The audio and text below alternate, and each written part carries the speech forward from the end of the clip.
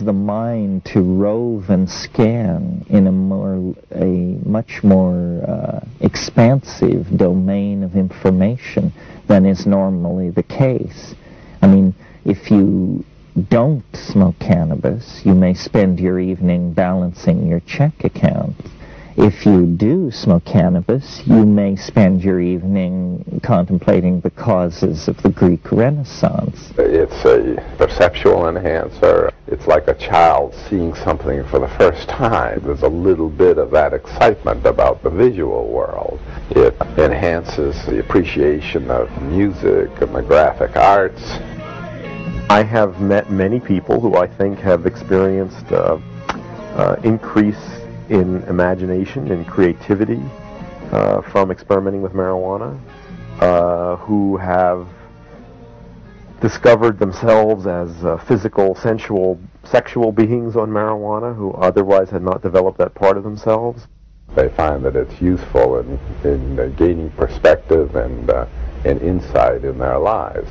Marijuana creates a receptive, suggestible state which could facilitate certain kinds of therapy. It often increases people's access to their own unconscious, to the images that they have in their mind, to their dreams, to feelings which they might not be aware of. So I think it could be in the right hands an aid to therapy. Not everybody is capable of using cannabis in this way, but it can be used in this way by people who make an effort to learn to use it in this way. Obviously, Western society fails to offer guidance on how to use marijuana beneficially. I've seen many people who use marijuana addictively, many people who use it all the time, and I think get very little effect out of it. I see people who smoke it and get groggy and doped out. The real problem is that people do too much.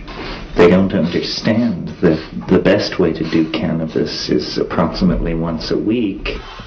The desire to have altered states of consciousness is basically healthy and normal.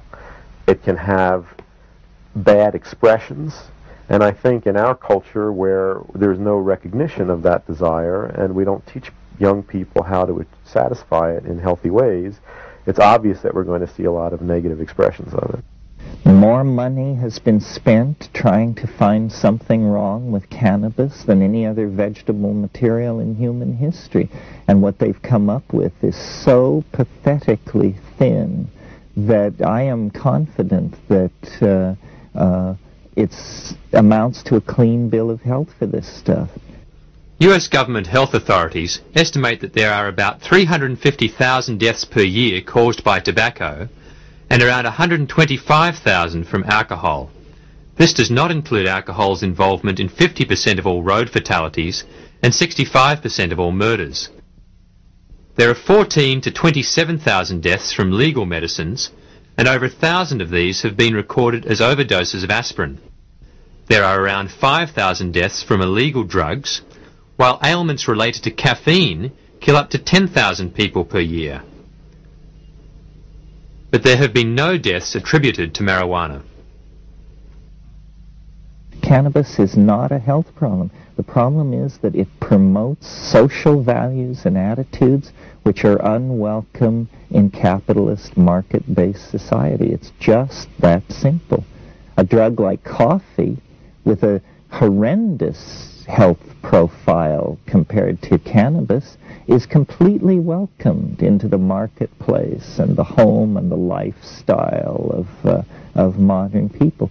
This is simply that we value certain states of mind and we fear and suspect others. And this is based entirely on value systems that are inculcated from above.